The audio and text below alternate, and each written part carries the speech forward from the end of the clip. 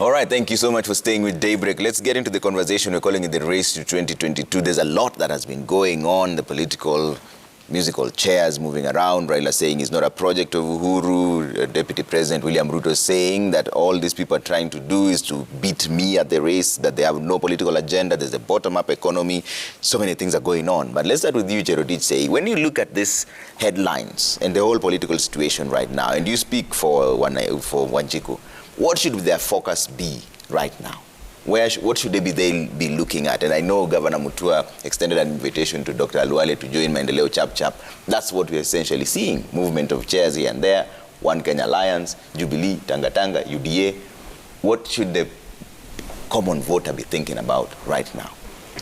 You know, the common voter should be thinking about the person who presents issues in a way that they feel will best reflect, come the next term, their requirements, their needs. I was listening and speaking to some milk farmers, small business milk farmers, who are so destitute right now, for example. They just wanted money to be able to pay school fees. They don't have their milk business anymore. You see, we want to talk 30,000 feet above the air and talk about issues. Issues are very important. But when you have turned a populace into a desperate, impoverished, bitter group of people, it is very easy to sway their sentiments. But I am noticing a change, a turn in the tides in Kenya. I think, and I'm hoping, we always hope that. We hoped that in 2002, but we saw Kibaki Tosha and Kibaki came. We hope that in 2007, we had post-election violence, 2013, 2017. So we hope, but hope, as a good friend of mine says, is not a strategy. We hope that this time around, there will be a critical mass of Kenyans who have understood the link between their state of affairs and the people they vote into power. We say this all the time. We do civic education, we talk to people, but all it takes is, even if, and I was saying this during the break, I presented myself with all my policies, what I'm going to do, my issues, and so on and so forth. All it takes is for my opponent, even if my opponent never uttered a word, to come and drop a few shillings. And by the next day, the ground will have changed. And they'll say, you know, Mkubwa, you know, we would have voted for you. Next time, we promise to give you a vote. So there's a combination of culpability on the part of the voter, but also the political class that actually thrives on an ignorant electorate. But I wanted to say something, Trevor. Can I say something about the voter situation, the diaspora vote? Yes. You know, I had Kanini Kega the other day saying, oh, IBC is asking for too much money. Now, who is Kanini Kega to tell us what IBC's budgetary requirements should or should not be? Number one, I take great exception there. But number two, I also come back to Chebukati and say, show us in your budgets where you have budgeted for the diaspora to vote. To come back to Dr. Mutua, there's actually active matters in court right now as we speak.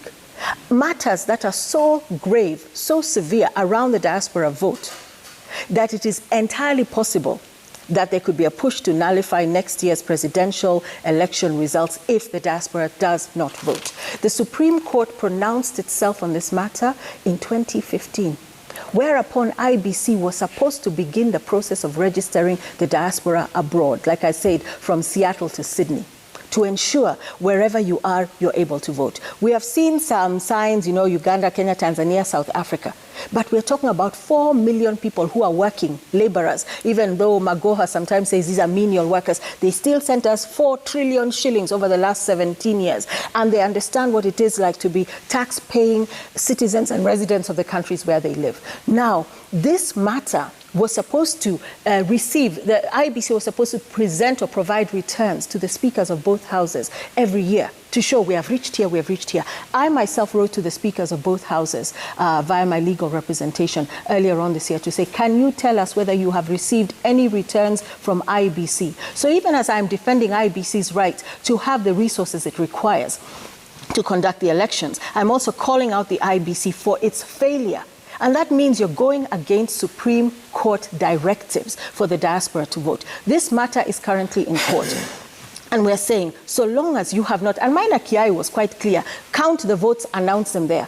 You know, we are behaving as though now, if somebody's in Seattle or somebody's in Perth, somebody will have to use a matatu from Perth all the way to Sydney to now start saying, let us count, and then you have the obfuscation and the corruption that happens when votes are being tallied. There are so many ways. Technology has made it possible for you to be in a little town in Idaho, or somewhere in Saskatchewan, or in Dubai, or in Hong Kong, or wherever you are on the face of this earth earning a living to support your family, to vote. And like I say, these are the most powerful voters because they understand issues. Yeah. And these voters also can call their people at home here, the ones who they send money to regularly because the health system has broken down, education system has broken down, there's nothing for people to eat. The same family members who call them say, please send me 1,000 shillings, I have no food to feed my family tonight. These voters out in the diaspora will say, you people, pay attention. We need to urge and exhort one another unto the right thing in terms of voting in the correct leaders. And by correct leaders, anybody who has these offshore accounts with unaccountable funds, those who have stood for impunity, and the violation and destruction of the Constitution of the Republic of Kenya should not be people who should be in the running in any way, shape or form for elective leadership in this country. As the people of Kenya and as a member of Linda Katiba, we rise up and we say enough is enough. So it's not just about picking on a few rich people. Even that MCA there, who has been receiving kickbacks. And even though I understand that the expressway is PPP or build, operate and transfer, at the end of the day, for licenses and things to be issued, we know there are massive kickbacks. Look at Mutahi Kagwe. He has locked us down again for another 30 days, destroying the economy when we don't see a single COVID billionaire in jail today. As we speak, and what happens leading up to elections is the shall I say, the disposal of assets. Right now, at senior level, in different various ministries, is an ongoing disposal of parastatal and ministerial assets leading up to the elections. You see, as Kenyans, we have to understand that we are in the grip of something that not only existentially threatens our existence, but practically on a day-to-day basis makes us the types of people who have mamas boiling stones to feed their children. And until we as the electorate remember, it's not about tribe. I'm Kalenjin because my name is Cherotich. Am I a tribalist? Absolutely not. Should I be tarred by the brush of being a Kalenjin? Oh, I'm a Moi person, I'm a Ruto person, I'm a what person? I'm a Kenya person. And I support Wanjiko at whatever level. The minute as Kenyans we come more and more to that consciousness, we'll be able to say Fagia Wote, which is one of the slogans that is often used. But right now we are bouncing between the has-beens, the recycled people, and we do not see anybody fresh who offers us an alternative. So at the end of the day, you will vote, you will blame the voter. And in a way I say, yes, we are stuck. Do you choose this one? Death by firing squad, death by hanging, death by guillotine, death by starvation, if you want to go up to the north. Which leader do you want to choose? We have a crisis. We have a crisis of leadership in this country. And so long as we are not able to find those people of the highest integrity, whatever we do, voter registration drives, etc., we will not get anywhere. And that is why I believe that the diaspora vote is a very important one, because we will have people who are raised in Kenya, who understood. I lived in the diaspora, but I moved back in 1997. And you feel the pain of your people, and you want the country to do better. I love this country. We can do so much more than what we are currently doing. But so long as the billions of shillings are being siphoned with impunity by a certain class of the population, we will keep voting in the same wrong people and we will stay poor. Okay. Dr. Luale, you had an invite from Mandelo Chap Chap. This is still part of the 2022 succession. Before I do that, if you look on the screen, Professor Manyora, who I have every reason to respect, is telling me that I'm vilifying the Kenyatta family for investing in other countries. Let's bring up the tweet. I can see the tweet also. The tweet is on the screen. Bring it up on air so that we see Professor Aman Manyora there. He says Boni Mtetezi is vilifying the Kenyatas for investing in other countries instead of investing here. But the bullfighter goes on his knees begging foreigners to come and invest in Kenya. Simplistic indeed. That is a teacher at the University of Nairobi. At the University of Nairobi. If that is the mental process that goes through a teacher at the University of Nairobi, and then we have a serious problem. Why? Who told Professor that stashing public funds in an account in Panama, in British Virgin Islands, and all other places, Dubai and Hong Kong and what have you, is investment? That is stashing public funds.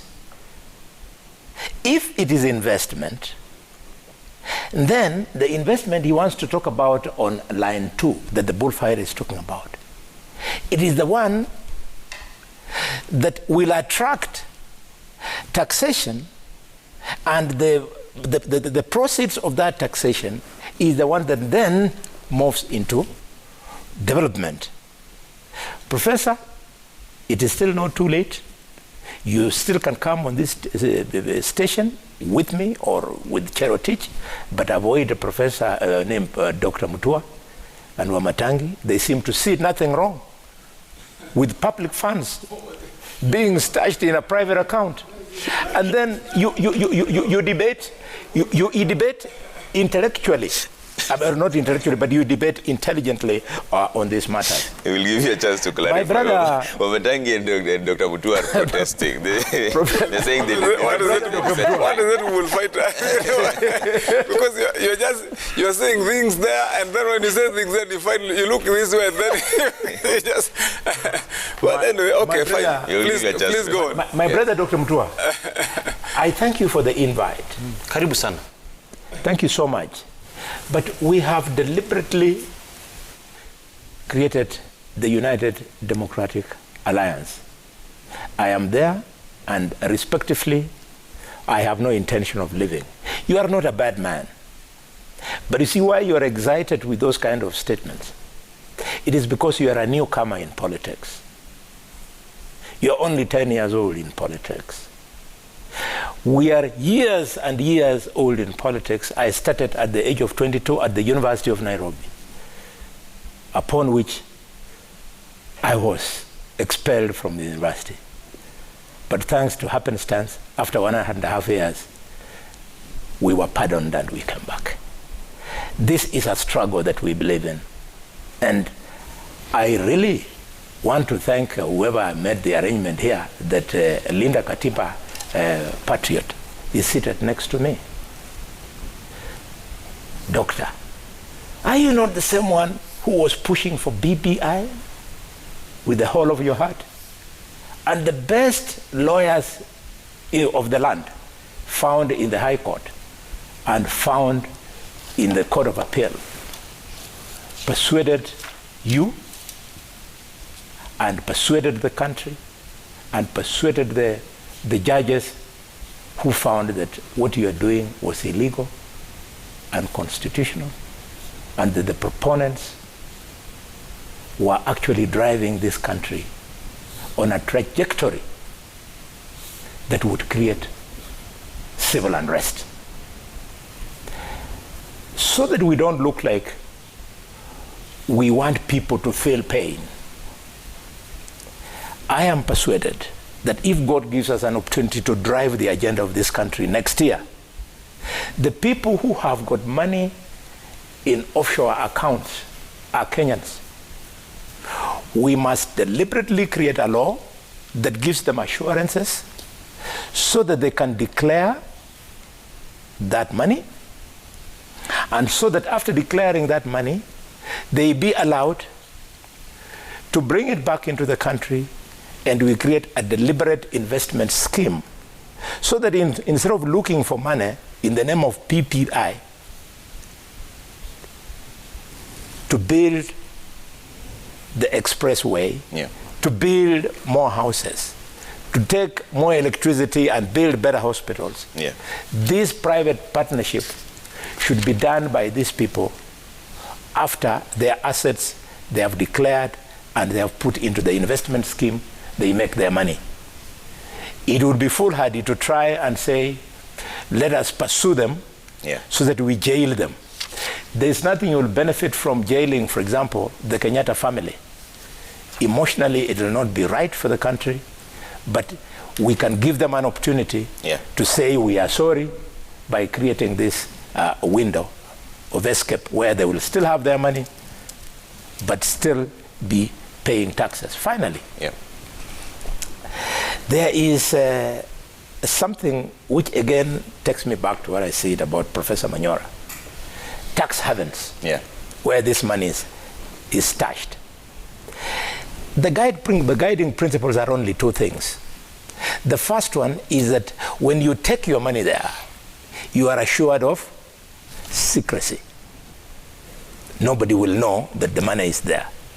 Secondly, you pay very low or no taxes on that money which you have stashed there. Okay. Great countries like the United States of America and Germany, I've not checked too far, but at least I have those two examples. They still allow for people to invest secretly in their economies. Yeah. However, the more secrecy you apply for, the more taxation that request attracts. Okay. They have created something they call the Financial Secrecy Index. Yeah. So depending on where you are in that index, then your money is taxed accordingly. And for this reason, yeah, you find that, in quotes, the tax havens in the US and in Germany are not ranked in the same manner like what you get in the other countries where this index is horrible. Okay. So the way to go, yeah, is we call the Kenyatta family our brothers, because indeed they are. The Moi family, indeed they are. We reassure them that this money, after all, you got it from this country, bring back this money, okay, invest it, enjoy your whatever process you are making, yeah, and so there'll be no problem. You believe the Deputy President William Ruto is best placed to lead this country? A direct question, because you said you created UDA deliberately. Yes, I support the Deputy President for President of the Republic of Kenya 2022. Okay. I don't have to justify, but I can also use this opportunity to respond to what my brother Alfred has said.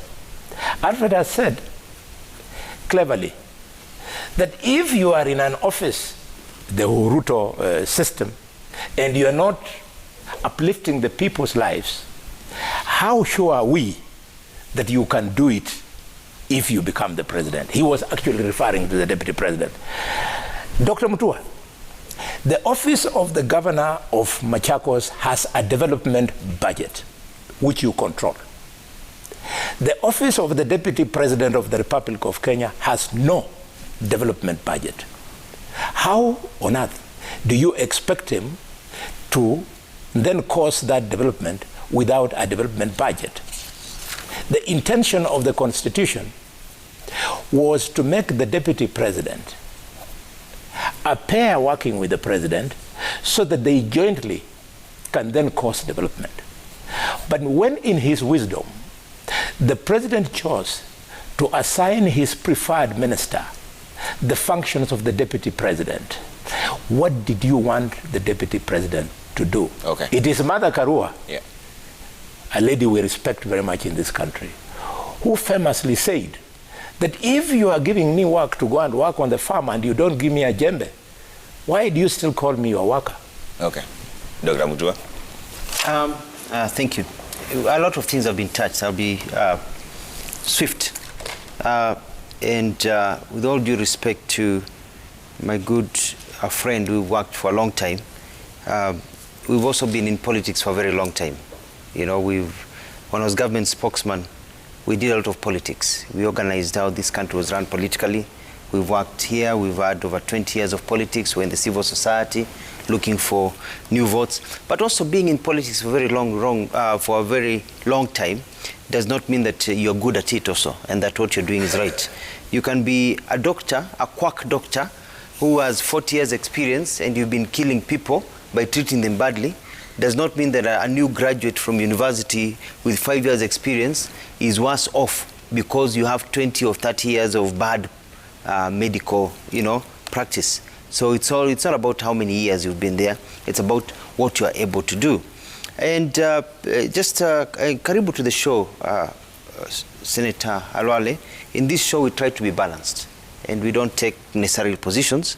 And like I said, we need the Uhuru's family to tell us about the money, but also we also give the other side. So we don't come here with biased positions. Some of us here present it in a way so that our viewers can see our analysis. So we're not taking a position and going. That's why you can hear we are saying that yes, no, because we want it to be balanced so that people can be able to be there. Now let me talk about leadership, because I think that is more important. But just to finish, I don't like getting involved in major debates. There's a quote I saw the other day that said that never approach a bull from the front, a horse from the rear, or an idiot from any direction. Say has talked about leadership. And even as we look at all this formation of parties, which is where you're coming from, people hopping from one party to another, and choosing leaders, and talking about people's jobs being taken from them and they don't have a budget and everything. However, there's something called a scorecard. When people run in office together and they have a scorecard and they say, and they have a score sheet and they say, we're going to do A, B, C, D, you are tied together to do those things. And if one of them falls off and their jobs are taken from them, then it means that they are not able to perform. That is why whoever is in charge thought that they can take away the job because, hajui kazi. Unaelewa? So you cannot tell me that unaweza kaa hiyo miaka yote na huko tu unapigiwa saluti, uko na motorcade, uko na helicopter, unabewa vizuri, huwezi fanya kazi, and you hang on. And then you come up and say asikuwa na budget and you are part of the system. I mean, that is hypocrisy. And it is going back to the terms that my friend Said used. We've got in our country, when it comes to voting, we have what is called in filmmaking a willing suspension of disbelief. Unajua huyu mtu hakuna kitu ameshaijenga ukaona. Unajua huyu mtu amekuwa ni mkorofi na pia ni mfisadi. Unajua huyu mtu amefanya hivi. Lakini you suspend that disbelief ya kwamba huyu mtu hawezi kazi, and you vote for them. Maybe on the basis of hope, what she called the cognitive dissonance, whereby you keep on repeating the same mistake over and over and over again. And it happens. For example, Halali talked about the situation of in Kakamega, in Machakos, in others, the poverty we have across this country, so many years of independence. But our political leaders, you get into office, you have an ability to make changes. What do? You go and do funny tenders with the medical area, so that that hospital haina madawa, umefanya tenders, umekula pesa, you're supposed to work on roads, you don't work on roads. Yeah. And then one time, mtoto anakuwa mgonjwa.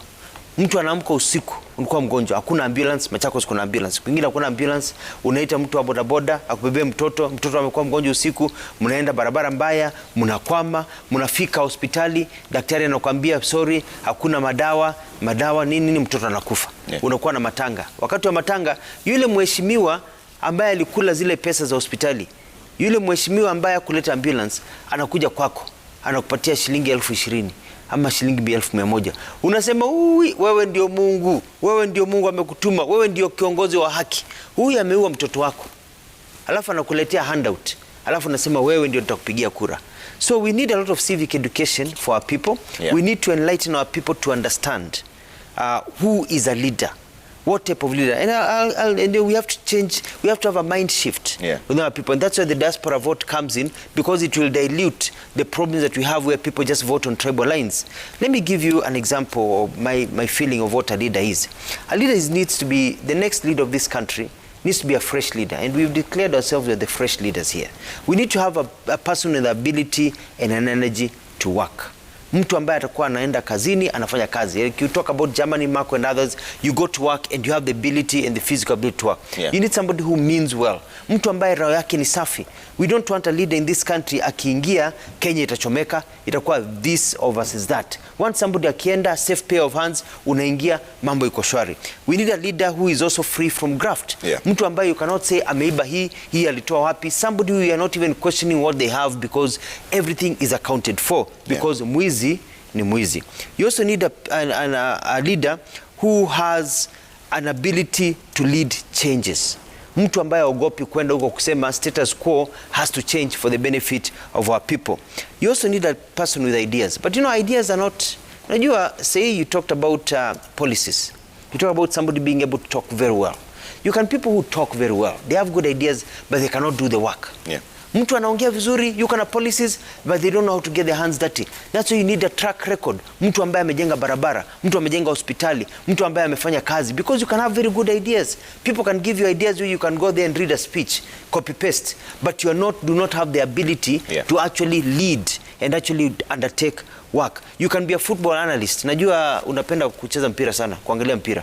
Mtu anaweza kuwa analyst wa mpira, vile mpira unaweza chezwa, unapangwa hivi, lakini akiingia kwa kiwanja haizi atafunga bao. Lakini yeye ni analyst. So we don't want analysts as leaders in this government in the future. We want people who can able to get the work to do. And finally, we need somebody who can lower and remove the gap between the rich and the poor in this country. We need a middle class.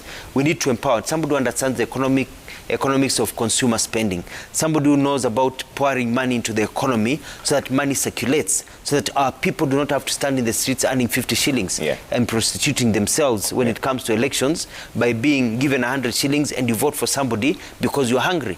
That's the kind of leader that we need in this Governor, country. while you're still on the floor, there's a tweet from Gadara. Let's bring that up on screen and see what he's saying. He says, a reminder that the Kroll report, which showed where Moi and company had stashed 130 billion of our government cash, was leaked when Dr. Alfred Mutua was the GOK spokesperson, and they rubbished it.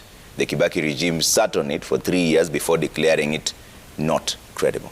Oh, we never, and at no time did I trash it. We say the Kroll report came, and I remember very well, it was a government statement, the Kroll came, and what we did was question.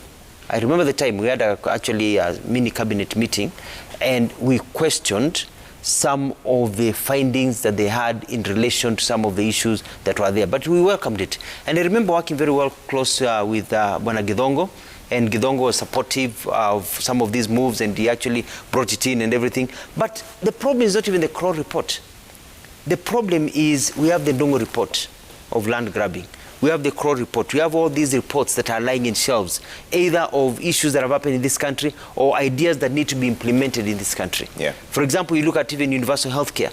People from Malaysia came to this country, looked at our report on universal healthcare, went to Malaysia and implemented our report, and they have that in Malaysia. Now we are going to Malaysia to learn how Malaysia got universal healthcare, and when we went to Malaysia, they told us we used this report from Kenya. So we have all these reports of things that need to be corrected. That's why I'm saying we need a leader who has the backbone to come and say enough is enough. We need to rescue our country and bring it back to where it's supposed to be. We enact all these reports. We make sure that our money comes back. People go to jail, but we also carry out activities that grow the economy and provide employment to our young people. All right. Wamatangi? We're starting to wind up now, but you have a chance. You know, I was going to ask you what you want me to speak on. There's so many things that have happened. because I mean, you know, one of the unique characteristics that you have helped us to attain today, Trevor, and you stand accused, is that you have led this debate of today to cover too many subjects at the same time, such that the debate is hardly coherent. I mean, we are covered this and that and this and that and that. And, you know, the show, in my view and in my experience, because we've been with you for a long time, is also good because it's supposed to be informative, you know, and educative to the people, such that, you know, when you discuss a subject, then you can bring out that subject well and people can get to understand it. All the same. Now we're talking about the 2022 succession, the new faces. We can have a discussion on the few things that, you know, like you said, wrapping up. But let me start by wrapping up with what Boni Halwale has said, because every time when Boni Halwale has been lifting his face up, then he points this way and says, you, Mutua, and Wamatangi. He said you don't seem to have a problem with and you seem to be wanting to create the wrong impression, and just so that we can stamp this correctly, my good friend Boni Halwale, our position, my position, is that you know, any form of corruption, theft, you know, whether local or international, whether the money is kept in KCB here in Kenya or kept in Panama, whatever it is, if it is theft and established that these are public funds that have been looted, it is supposed to be punished by law. It's wrong. And there are no two ways about it. It doesn't matter whether you steal and keep under your mattress or keep it where. The threshold, and that's what we said, Trevor, is that we have to be governed by a law. We have to be a country that respects process. We have to be a country that also upholds justice the way we speak of it, such that when we say that Boni Halwale is guilty, then for sure, beyond any reasonable doubt, then he will be guilty of having stolen public funds. And what we would want to avoid when we are on public television and speaking about is hyperbole or condemnation that is not anchored. And it is good that we lead our people to understand, because for sure, like some of the case references that you did refer to, you know, Kemsa scandal, all those other things that you referred to, when it is established indeed that people have committed a crime in this country, that they have stolen public funds, and I've started with Boni Halwale in Public Accounts Committee for a long time, and we did superb work with him, and I know his reputation. He was my chairman those days in that committee. And we did a lot of work in ensuring that monies stolen in the first era of devolution, that most of it was recovered. People have since then, when you left, gone to court and some jailed, including some junior officers that we started to look at with you in some of the county governments. And so that should be the trend.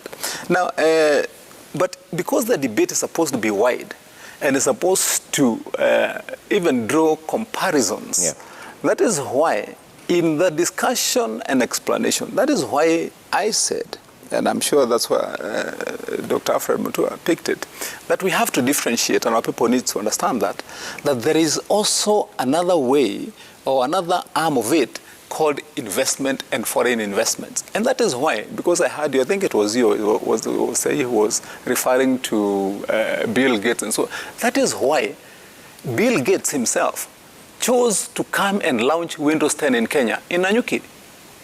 And he said, because Kenya is a potential country, and I have customers there.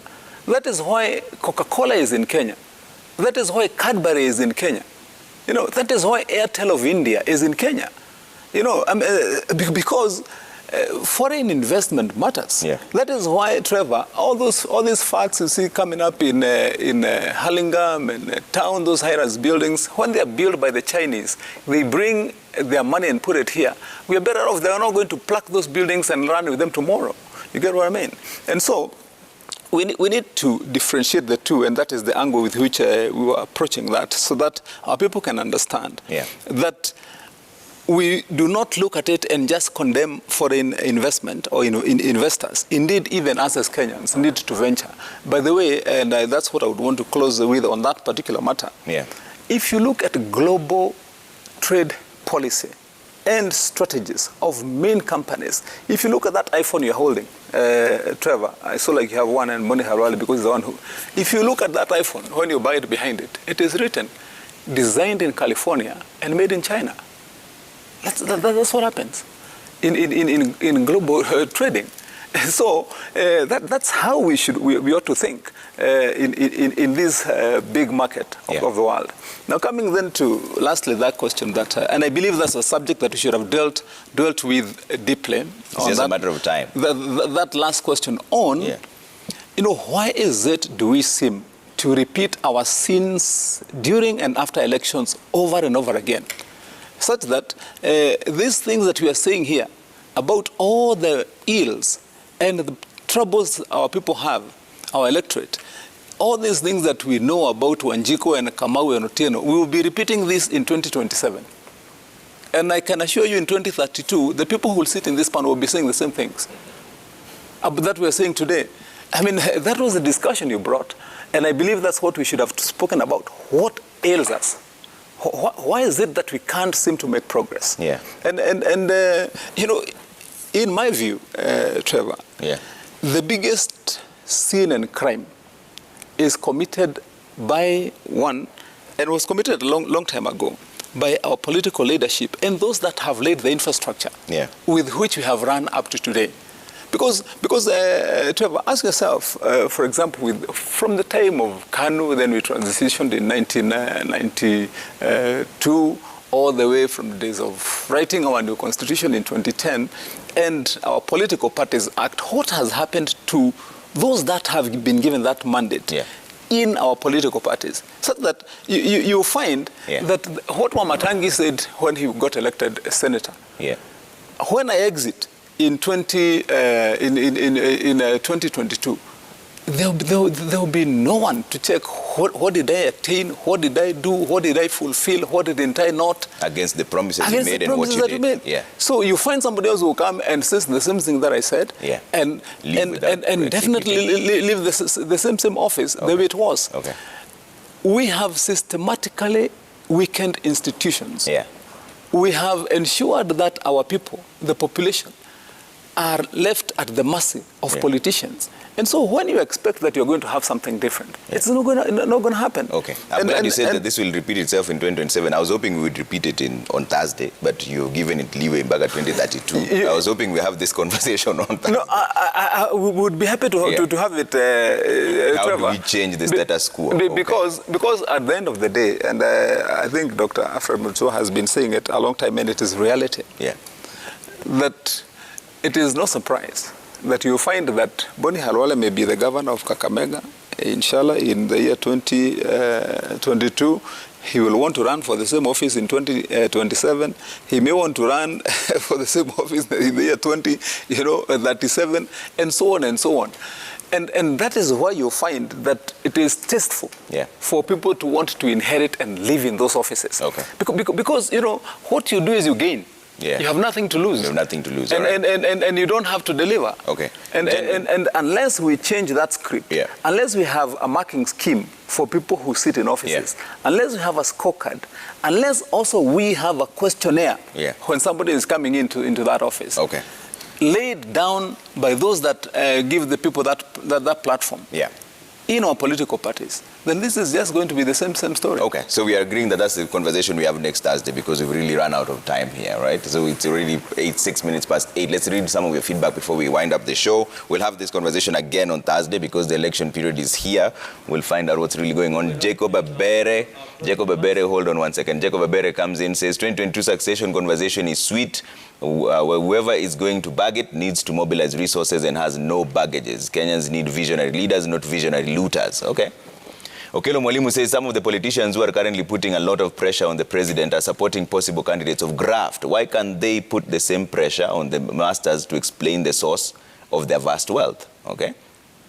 Sam Masika says, Jerotich Sei, thank you very much for saying it as it is. All the people who have stashed money abroad should explain the source. Business and jobs, we can't tell what they earn. The deflection among politicians from real issues is wanting.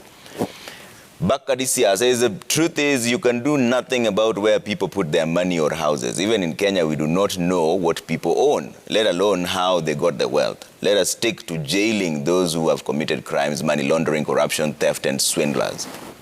Angela Razaro says, offshore accounts for an individual shouldn't be our agenda. Our concerns should be strictly the source of funds in such accounts. The law of the land doesn't forbid anyone from operating bank accounts abroad.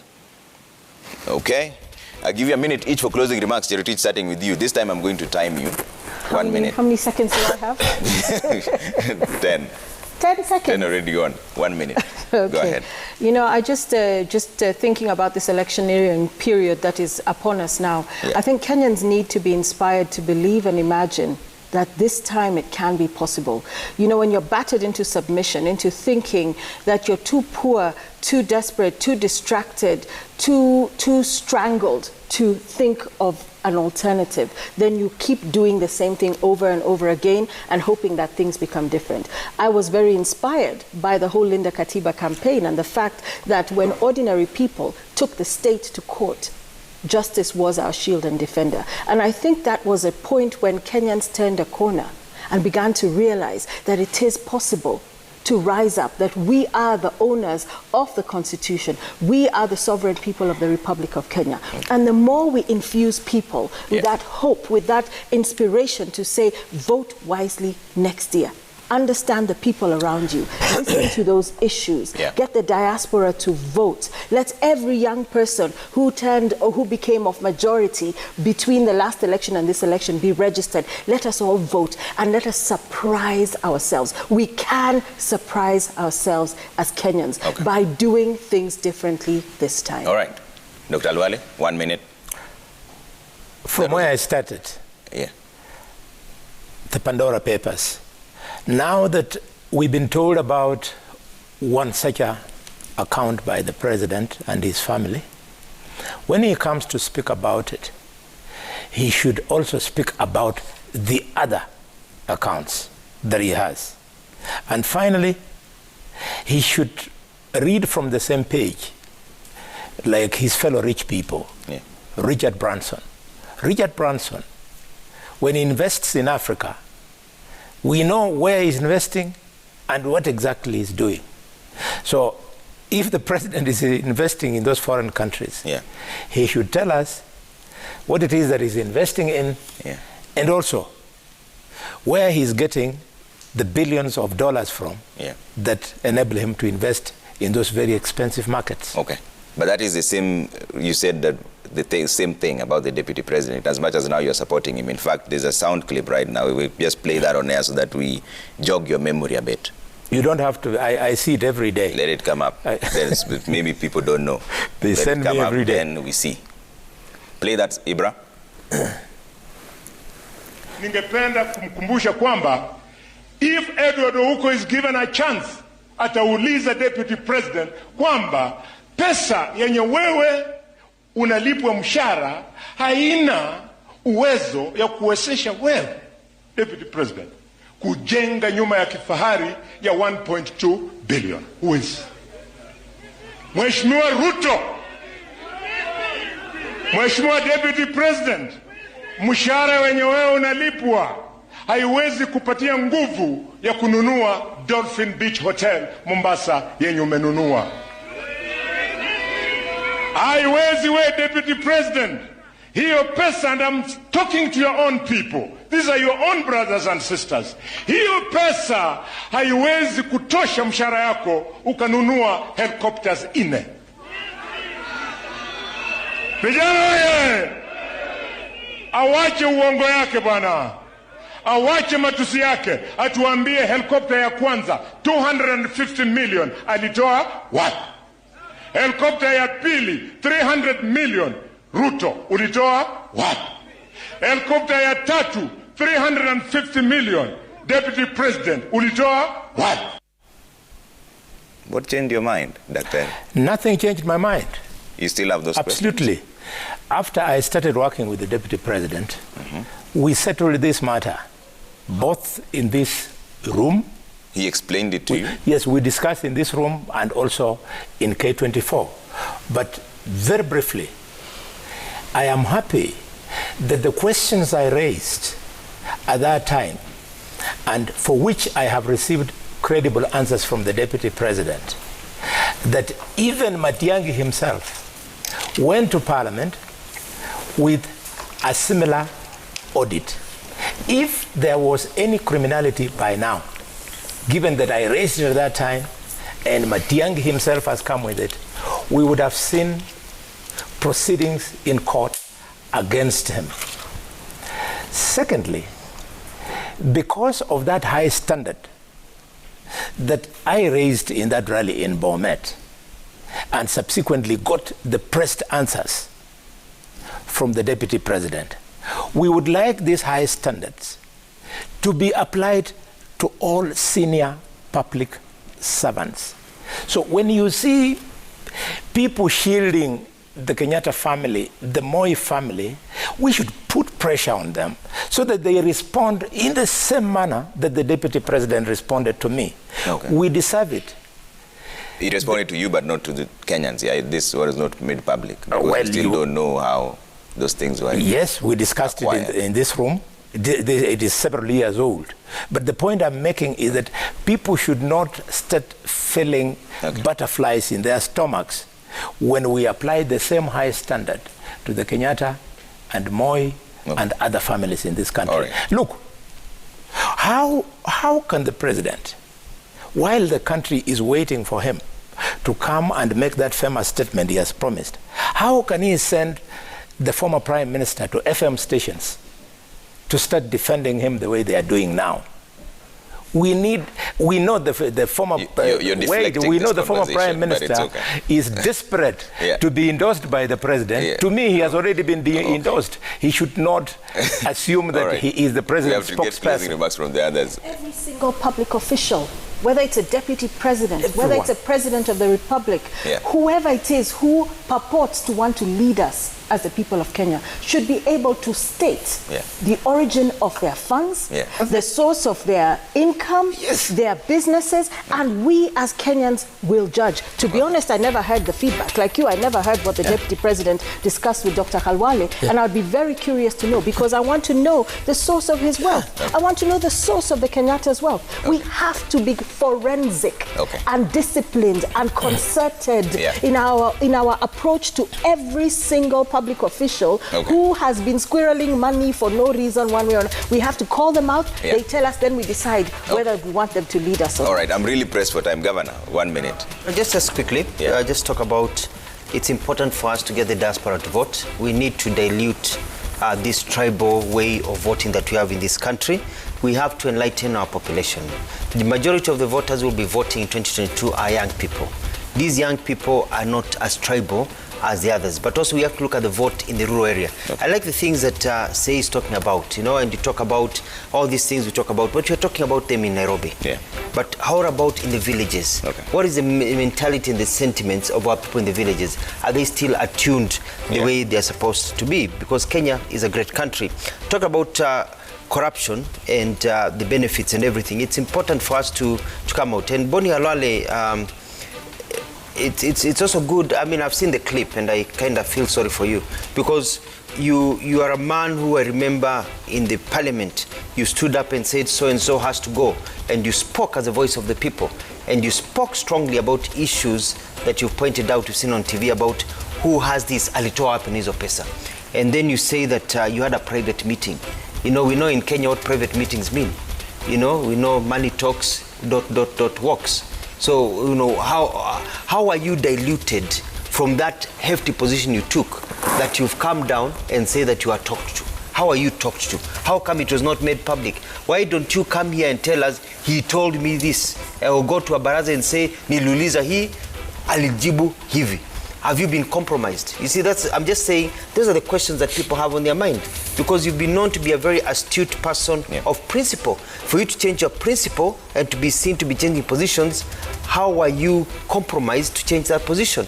And how come, as Say is asking, how come that position is not known publicly? Why is it under a shroud of secrecy? You know what I mean? All right. And so this is the question, because in this country, I know we are tunaharakisha kidogo, lakini in this country, mwizi ni mwizi na wezi ni wezi. Now, if you have a person is a rapist, for example, unaambia huyu mtoto huyu mtu anarepu watoto, alafu unamlete unamweka nguo mzuri, alafu unamwandika kazi kuchunga watoto wako. When they rape your child, you're the one to blame. We have to enlighten our people so they know who is who in this country. And I'm not throwing exceptions. So everybody from the Uhuru family, Raila family, Mutua family, Wamatangi family, Ruto family, people need to know pesa zetu zimetoka wapi. Wamatangi, 1 minute. You know, Trevor, sometimes, you know, statistics and facts can never, as they say, numbers don't lie. In this country of ours, the Republic of Kenya, where we have a population now of almost 50 million, out of every 10 Kenyans, 8 are poor people. That means that 80% of our population live under the threshold or the poverty line. And sometimes when you listen to ourselves as we speak, you wonder who is going to come and rescue our people. Because, you know, at what time are we ever going to have really, or is it going to be possible to have genuine leaders, people who have this country at heart, who will want to change the future and the livelihoods of our people? Because, as I've said earlier, you know, I believe even these things I'm saying have been said before. And just seems to be the same. As they say, the more things change, the more they remain the same.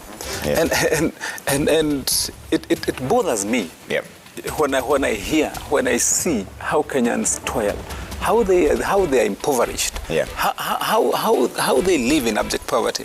But yet, at the political level, where we are trusted to offer solutions, Yeah. we are There is none. all talk, we are all pretense, we are all just showmanship. And I hope that at one point we can ask our people, please open your eyes now. Let's change this game so that it does not need now to wait for solutions from those that have the mantle. Yeah. But then solutions will come from the ground itself, where people will say, Okay. now this is the kind of leadership we want. And I think that's the phase that we need to connect with. Okay. So that when people demand that this is the kind of threshold that for you to lead us, you need to meet, then we can start seeing some change. The way it is, it will continue to be change this one, replace with this one, but all different monkeys, same forest, different monkeys. All right. Gentlemen and lady, we have to leave it there for now. Thank you so much for making time. We'll take a quick break. Coming up next is Willis Raburu with cooking tips.